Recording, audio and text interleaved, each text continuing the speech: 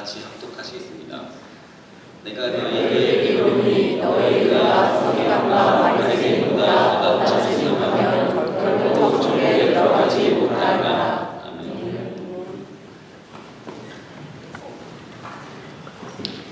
자, 오늘은 Action for Jesus라는 제목을 가지고 말씀을 나누도록 하겠습니다. 여러분, 무엇인가 고장이 나거나 문제가 생겼을 때 원리를 아는 사람들은 참 잘 고칩니다. 그러니까 원리를 알면 고치기가 쉬워요. 예를 들어 차를 자기 스스로 정비하는 사람들을 보면 자동차의 원리를 아주 잘 알고 있는 사람들입니다. 또 기본적인 원리를 알고 있으니 당황하지 않고 고칠 수가 있어요. 컴퓨터도 마찬가지고요. 기본적인 것을 알면 명령어 몇 개로 컴퓨터를 고치는 그런 모습들을 봅니다. 자, 이런 종류의 경험들을 모두 해봤을 겁니다. 저 같은 경우에는 16년 전에 라체스터에 처음 이사 와서 옛날 사택에 살던 때가 기억이 납니다. 차고 문이 갑자기 작동이 안 되는 거예요. 개인 주택에 사는 것도 또 처음이었기 때문에 많이 당황했습니다. 제가 오자마자 고장이 나서 이게 내가 뭐 잘못한 건 아닌가. 자, 이런 경우 집이 있는 분들은 벌써 머리에서 뭐가 문제이라는 게 몇 가지가 떠오르죠. 그러실 거예요. 저는 어떻게 했을까요? 교인 찬스를 썼습니다.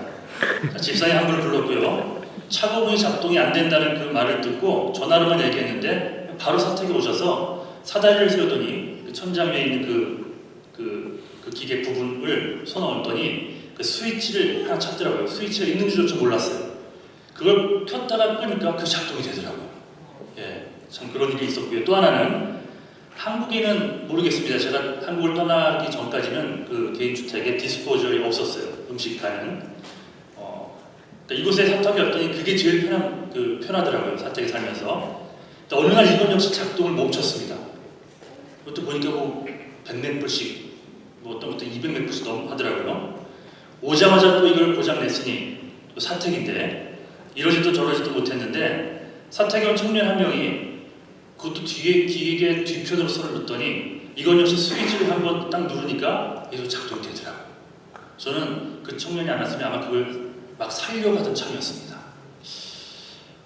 공부도 마찬가지인 것 같습니다. 공부를 할 때도 머리가 나쁜 학생들은 무조건 외웁니다. 예, 공감하시는 분들 있죠. 무조건 외워요. 원리를 모르니까 무조건 외웁니다. 하지만 똑똑한 아이들은 원리부터 공부합니다. 처음에 힘들어도 그 원리가 모든 문제를 푸는데 엄청난 도움을 준다는 것은 말할 것도 없습니다.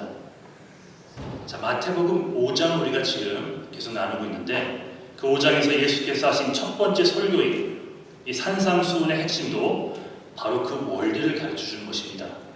하나님의 자녀로서 어떻게, 어떤 마음으로 이 세상을 살아가야 하는지에 대한 그 원리를 가르쳐주고 있어요.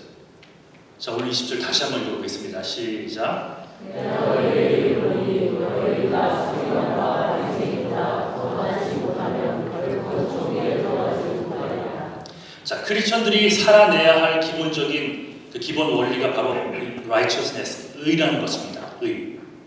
바리새인들이나 서기관들의 형식적이고 이중적인 그 의가 아니라 예수께서 선수 보여주신 십자가의 의를, 그 기본 진리를 붙들고 살아가야 한다는 거예요. 21절부터 이제 다음 절부터 보면 실제적인 예들이 6가지로 나옵니다. 살인, 간음, 이혼, 맹세, 보복, 또 원수 갚는, 원수를 대하는 태도 등등. 이 6가지 설명을 하시면서 먼저 바리새인들의 해석을 얘기하십니다. 그래서 그것을 피하라는 말씀하세요.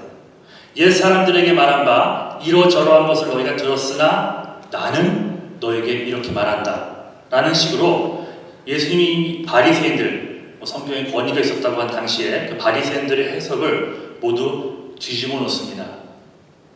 율법 자체를 뒤엎은 것이 아니라 바리새인들의 잘못된 해석을 뒤엎는 것이었어요. 예를 들어 술에 취하거나 담배를 피워도 좋은 본문들을 찾아내서 적용합니다. 또한 남편들은 아내가 남편에게 복종해야만 한다는 본문을 찾아내서 아내에게 복종을 강요합니다. 바리새인들의 해석이 주로 이런 것들이었어요. 즉 본문을 자기 멋대로 뽑아서 해석하는 그런 자들이었습니다. 그래서 예수님이 이 바리새인들의 잘못된 해석을 언급하면서 너희들 그동안 이렇게 들어왔지. 하지만 이 본래의 의미는 이것이야 라고 말씀하고 계시는 것입니다. 바리새인들의 형식적이고 또 자의적인 해석을 뒤집고 그 문자 속에 담긴 기본 원리를 제대로 알려주시고 계시는 장면이에요. 6가지 구체적인 예들은 이제 다음 주나 그 다음 주부터 하나씩 살펴보도록 하고, 오늘은 예수께서 말씀하신 이 2가지 원리를 잠깐 설명드리고자 합니다. 첫 번째는 말씀의 그 문자가 아니라 말씀에 담긴 그 정신이 중요하다는 거예요. 산상수훈의 의는 겉모습 자체에 대한 이야기를 하는 것이 아니라 속사람의 변화를 통해 제대로 된 그 외형을 만들어가자는 거예요. 그러니까 외형을 무시하는 게 아니에요. 그 외형만을 고집하는 건 틀렸고, 속사람이 변해서 우러나오는 그 외형의 변화를 얘기하고 있습니다. 자, 고린도후서 3장 6절을 한번 읽어보겠습니다. 시작. 하나님께서 우리에게 세워놓은 분유는 자격을 주셨습니다. 이 세워놓은 문자로 된 것이 아니라 영으로 된 것입니다. 문자는 사람을 죽이지만 영으로 살아있습니다. 레터, 그 문자 자체는 죽이는 것이요, 영 스피릿은 살리는 것이라는 얘기를 합니다. 즉 성경을 읽으면서 글자 그대로만 지키면 된다고 생각하는 것은 성경이 뜻하는 바가 아니라는 거예요. 더 중요한 것은 그 글자 속에 담겨져 있는 하나님이 생각하시는 그 정신, 하나님이 원하시는 그 정신이라는 것입니다. 성경 문자 그대로를 지키려는 교단들이 꽤 있습니다. 그 중에서는 건강한 교단도 있지만 또 이단들도 있고요. 퀘이커 교도들은 맹세하지 말랬다는 그것을 바탕 삼아서 국기에 대한 맹세를 하지 않고 자녀들에게 학교에서 그 맹세를 하지 못하게 시킵니다. 국기에 대한 맹세를 한다고 이것이 국기를 섬긴다는 뜻이 아닌데도 말이죠. 여호와의 증인들은 피는 생명이라 했으니 함부로 수혈을 할 수 없다라고 주장합니다. 가족이 옆에서 죽어가요. 그냥 수혈만 하면 살 수 있는데도 그 수혈을 절대 하지 않습니다. 여러분, 중요한 것은 글자 자체가 아니라는 거예요. 왜 그런 말씀을 주셨는가를 살피는 것이 더 중요하다는 것입니다. 사랑하는 남녀가 결혼을 앞두고 있습니다. 그런데 여자가 혼수 준비를 하면서 시어머니에게 많은 고통을 받고 있습니다.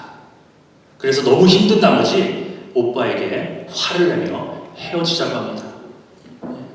확 퍼보면서 이럴 거면 결혼 안 한다. 이 결혼 무효라고. 결혼 안 하겠다. 그랬더니 남자가 어떻게 말하는 것이 정상입니까? 그래, 내가 널 너무 사랑하니까 네가 원한다면 헤어져. 이게 맞습니까? 야, 네가 정말 힘들구나. 네가 정말 힘들어서 그런 말, 얼마나 힘들었으면 그렇게 나한테 헤어지자고까지 했을까? 이리 와, 오빠가 안아줄게. 이게 맞습니까? 예, 뭐가 맞아요?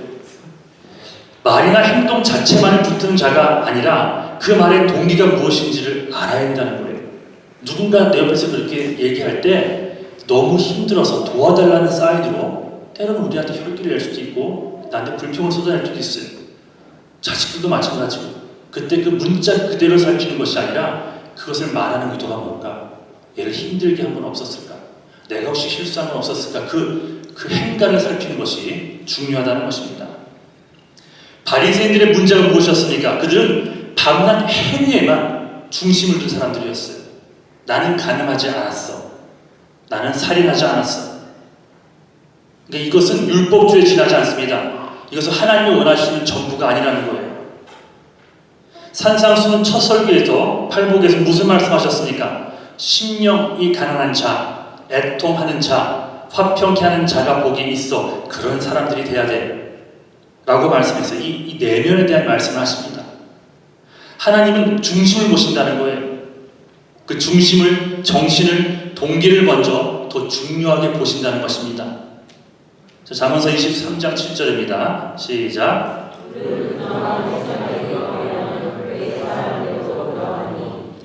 우리는 이렇게 생각합니다. 예를 들어 대통령의 아들이 저 모양이라고, 정권이 바뀌어도 저 모양이라고. 물론 그런 말도 때로는 할 필요가 있지만, 그러나 그 중심 속에는 이 말인즉슨 우린 저들과 달라, 우린 너희와 달라 라는 생각이 있는 거예요. 난 깨끗해. 나는 그런 죄를 저지르지 않았어. 하지만 마음을 중요히 여기시는 예수님이 보시기에는 다 죄인 것 아십니까? 마음의 중심 동기를 살피시는 하나님 앞에서는 똑같다라는 거예요. 우리가 그렇게 할 능력이 없을 뿐이지, 우리도 대통령의 자녀라면, 우리도 권세를 등에 업고 있다면 똑같이 할 가능성이 있다라는 거예요. 예수님의 시각으로는 그들과 우리가 다를 바가 없는 다 똑같은 죄인입니다. 그 문제는 마음의 동기예요. 환경만 주어진다면 나도 저들처럼 죄를 저지를 가능성이 있다는 사실. 그래서 환경에 상관없이 속 사람이 변하지 않는다면 그 사람은 똑같은 죄인이나 다름이 없습니다. 아무리 겉으로는 선을 행한다 할지라도 그게 셀프 라이처스로 끝나는 것뿐이지 하나님의 영광과는 또 상관없는 것일 가능성도 많다라는 것이죠. 부자라고 모두 타락한 자들입니까, 여러분? 아니죠. 하나님이 귀하게 쓰는 깨끗한 부자들이 얼마나 많은지 모릅니다. 그 물질을 통해서 섬겨 구제도 하는 것이고. 그럼 반대로 가난하면 모두 착한 사람들입니까? 아니죠. 오히려 그런 자들에게 돈이 주어지면 그런 자들이 더 무서워질 수도 있어요. 즉 돈이 많아 방탕한 사람이나 돈이 없어 못할 뿐이지 이미 마음이 타락한 사람이라면 하나님 앞에서 적어도 둘 다 똑같은 죄인이라는 사실입니다. 중요한 것은 마음이에요. 속사람의 변화가 문제입니다. 자, 빌립보서 4장 12절 13절 시작.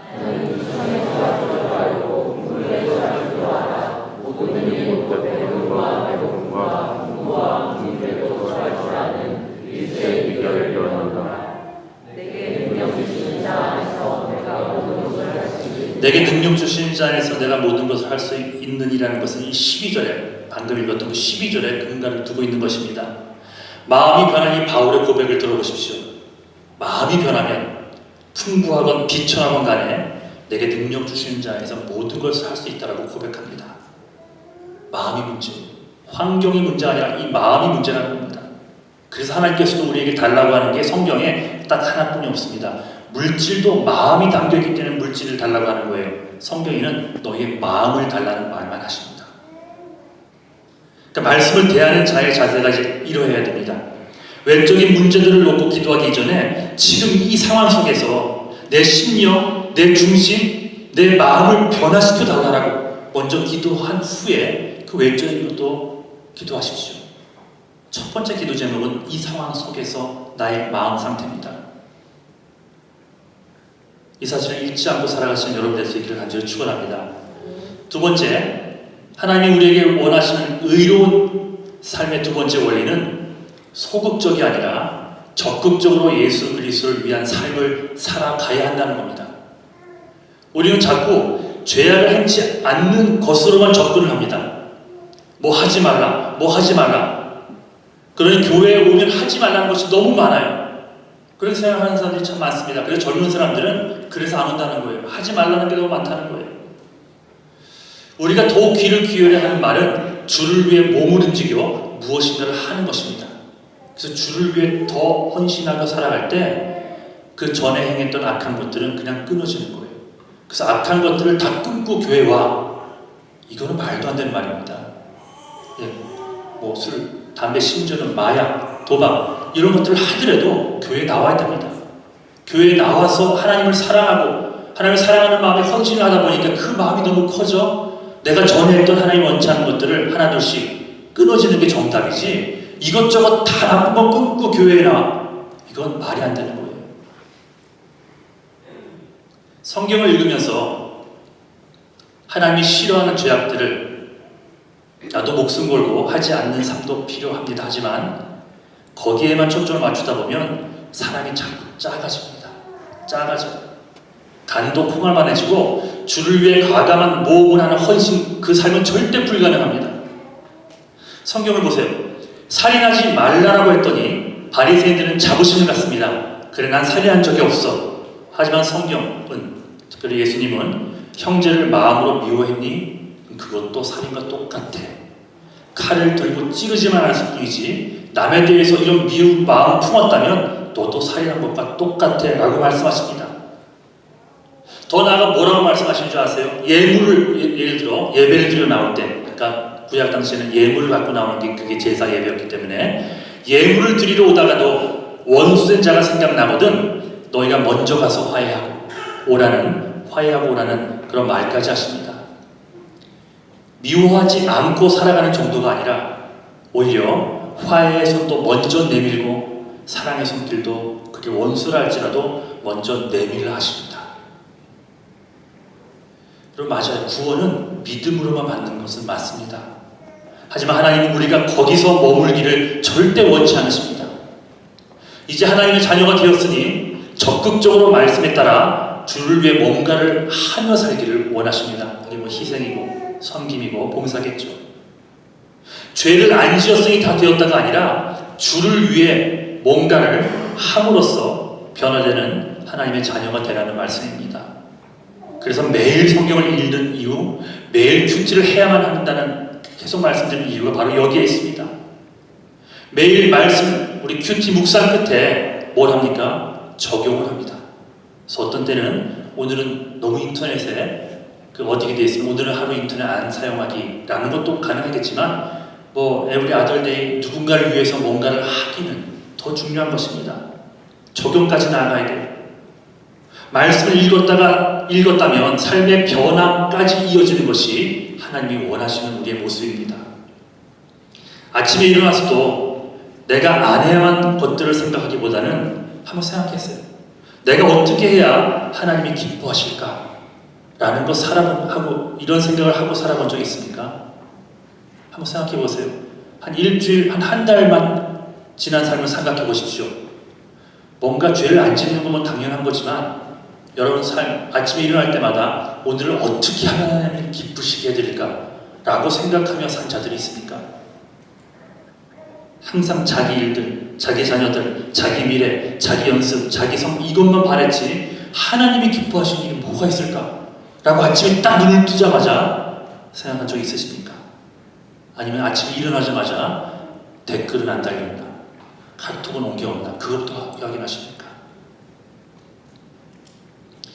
제대로 예수를 믿는 자들은 무엇인가를 안 함으로 만족하는 자가 아니라 예수를 위해 무엇인가를 결단하고 행함으로 인정받는 종이어야 합니다. 요한계시록에 보면 마지막 때에 온 족속 사람들이 하나님께 나오는 장면이 있습니다. 이들은 하나같이 하나님께 영광을 가지고 나오더라 이렇게 되어 있습니다. 난 이것도 안 했어요. 난 저런 범죄도 안 했어요. 라고가 아니라 내가 주님을 위해 한 영광스러운 일들을 가지고 나오는 자들, 우리도 그런 자들이 되어야 되지 않겠습니까? 주인에게 한 달란트를 맡긴 그 이야기 아시죠? 달란트의 비유. 주인이 너 무엇을 남겼느냐 했더니 대답하기를 나는 소나를 안 보려고 당신이 맡겨준 한 달란트를 땅에 그냥 묻어두었습니다. 그러자 주인이 뭐라고 얘기합니까? 악하고 게으른 종아라고 얘기합니다. 악하고 게으른 종아. 난 그래도 깨끗하게 살았어가 아니라 하나님이 주신 물질, 하나님이 주신 재능, 하나님이 주신 지식을 가지고 하나님의 영광을 위해 적극적으로 사용하는 자들이 되어보십시오. 그리고 마지막 날 그 영광 품에 안고 하나님께 나아가는, 그래서 하나님께 칭찬받는 여러분 모두가 되기를 주님의 이름으로 간절히 축원합니다. 자, 찬송 함께 부르겠습니다. 내 마음과